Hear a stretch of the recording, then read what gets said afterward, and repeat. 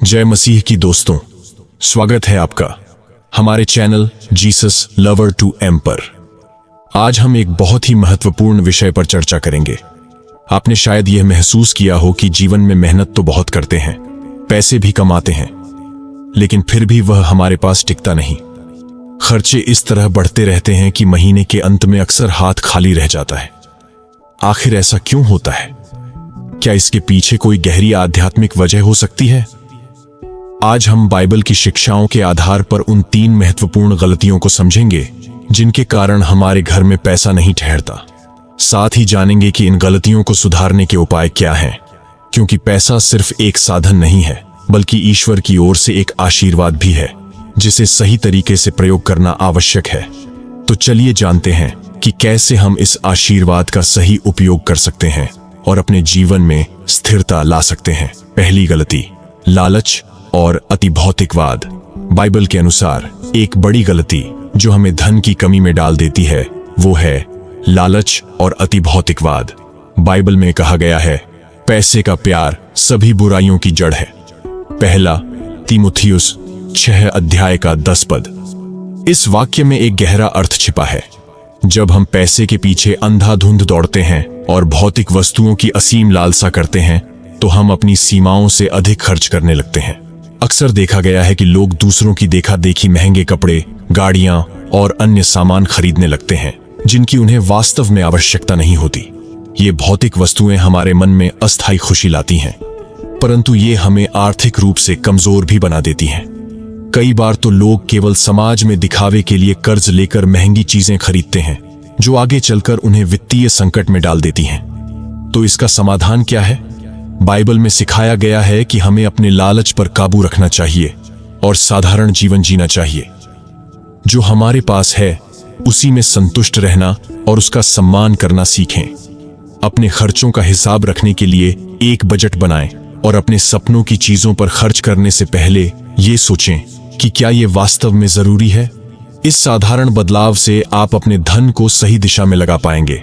हमें यह समझने की जरूरत है कि बाहरी दिखावे के लिए किसी चीज को खरीदना कभी भी असली सुख नहीं दे सकता। असली सुख और संतोष केवल उसी चीज में है जिसे हम सही रूप से कमाते हैं और सही तरीके से खर्च करते हैं।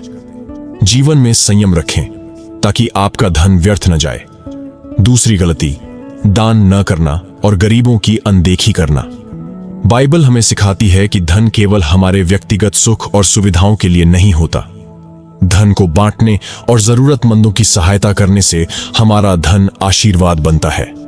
बाइबल कहती है, जो कुछ तुमने मेरे इन छोटे भाइयों में से एक के लिए किया, वो तुमने मेरे लिए किया। मत्ती 25 अध्याय का 40 पद। जब हम अपनी संपत्ति का कुछ हिस्सा दान में देते हैं, तो हम ईश्वर के आशीर्वाद को बढ़ाते हैं। दान करने से हमें एक संतोष मिलता है, और यह भी सच है कि जिस समाज में हम रहते हैं उसकी उन्नति में भी हमारा योगदान बढ़ता है। जब हम केवल अपने लिए जीते हैं और गरीबों को नजरअंदाज करते हैं, तो यह न केवल हमारे मन की शांति छीन लेता है, बल्कि हमें आध्यात्मिक रूप से भी कमजोर करता है। बाइबल कहती है कि उदारता और दान करने से हमारी आत्मा को सच्चा संतोष मिलता है और धन की भी वृद्धि होती है। आप अपने मासिक बजट में एक छोटा हिस्सा दान के लिए अलग रख सकते हैं। यह दान किसी संस्था को, किसी गरीब परिवार को या किसी जरूरतमंद की शिक्षा के लिए भी हो सकता है।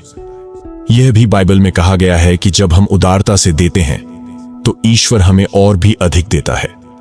हमारे भारतीय समाज में भी यही परंपरा है कि हमें हमारे आय का कुछ हिस्सा दान में लगाना चाहिए, चाहे वो धार्मिक स्थल हो, अनाथालय हो या गरीबों की सेवा हो। दान करना हमारे समाज में भी एक धार्मिक और आध्यात्मिक कर्तव्य माना गया है। ऐसा करने से न केवल धन का स्थायित्व मिलता है, बल्कि हमारे जीवन में खुशियों और संतोष का आशीर्वाद भी आता है। तीसरी गलती, गलत संगति और बुरे कर्मों में पैसा लगाना।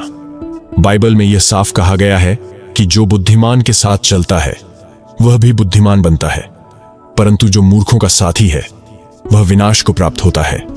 नीति वचन 13 अध्याय का 20 पद।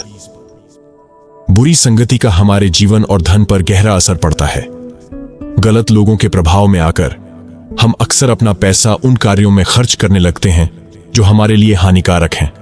जुआ, शराब और अन्य नशे की लत जैसे बुरी आदतें हमारे धन को नष्ट कर देती हैं। ये आदतें न केवल हमें आर्थिक रूप से कमजोर बनाती हैं, बल्कि हमारे मानसिक और शारीरिक स्वास्थ्य को भी प्रभावित करती हैं। जब हम ऐसे लोगों के साथ रहते हैं जो हमें गलत रास्ते पर ले जाते हैं, तो हमारे धन का सही उपयोग नहीं हो पाता और हम गरीबी की ओर बढ़ते हैं। इससे बचने का सबसे अच्छा तरीका है कि आप अपने आसपास के लोगों का ध्यान से चुनाव करें। उन्हीं के साथ समय बिताएं जो आपकी उन्नति चाहते हैं और आपको सही रास्ते पर ले जाने के लिए प्रेरित करते हैं। इसके अलावा अपने धन का उपयोग उन चीजों में करें जो आपके जीवन को स्थिरता और सुख प्रदान करें। अपने पैसे को निवेश में लगाएं या अपने परिवार के भविष्य को सुरक्षित करने में लगाएं। इससे आपका धन भी सुरक्षित रहेगा और आपके जीवन में शांति भी बनी रहेगी।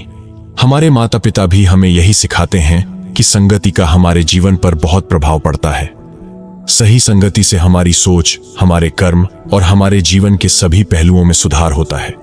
इसलिए सही संगति का चुनाव बेहद जरूरी है, ताकि हमारे जीवन में सकारात्मकता और धन की बरकत बनी रहे। अब जब हमने इन गलतियों को समझ लिया है, तो सवाल उठता है कि इनसे छुटकारा कैसे पाया जाए। बाइबल हमें ईश्वर पर विश्वास रखने का सुझाव देती है।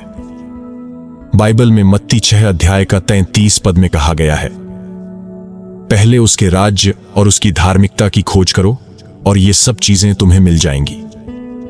हमें अपनी प्राथमिकता ईश्वर के प्रति समर्पित रहना और उनकी इच्छाओं का पालन करना बनाना चाहिए। इसके अलावा हम प्रतिदिन प्रार्थना कर सकते हैं और ईश्वर से अपने जीवन में बरकत और स्थायित्व की कामना कर सकते हैं। प्रार्थना में सच्चाई और भक्ति का भाव होना चाहिए। अपने धन का कुछ हिस्सा सही कार्यों में लगाएं और हर दिन अपने कर्मों में सुधार करें। ऐसा करने से हम धीरे धीरे आध्यात्मिक और आर्थिक रूप से समृद्धि का अनुभव करेंगे। प्रत्येक धर्म में प्रार्थना का महत्व बताया गया है। प्रार्थना से न केवल हमारे मन को शांति मिलती है, बल्कि ये हमारे जीवन के सभी क्षेत्रों में सकारात्मकता भी लाती है। इससे हमारी सोच में स्थिरता और सही मार्ग पर चलने की शक्ति प्राप्त होती है। तो दोस्तों, आज हमने जाना कि बाइबल के अनुसार कौन कौन सी 3 गलतियां हैं जिनकी वजह से हमारे घर में पैसा नहीं ठहरता। लालच और भौतिकवाद, दान न करना और गरीबों की अनदेखी करना, और गलत संगति में रहकर बुरी आदतों में पैसा लगाना, ये 3 प्रमुख कारण हैं जिनसे हमें दूर रहना चाहिए। यदि हम अपने जीवन में इन चीजों को सही कर लें और बाइबल के बताए हुए मार्ग पर चलें, तो निश्चित ही हमें बरकत प्राप्त होगी और हमारा धन भी हमारे पास रुकेगा। आशा करता हूं कि ये वीडियो आपके लिए लाभदायक रहा हो। अगर आप ऐसे ही और वीडियो देखना चाहते हैं, तो हमारे चैनल को सब्सक्राइब करना न भूलें। धन्यवाद।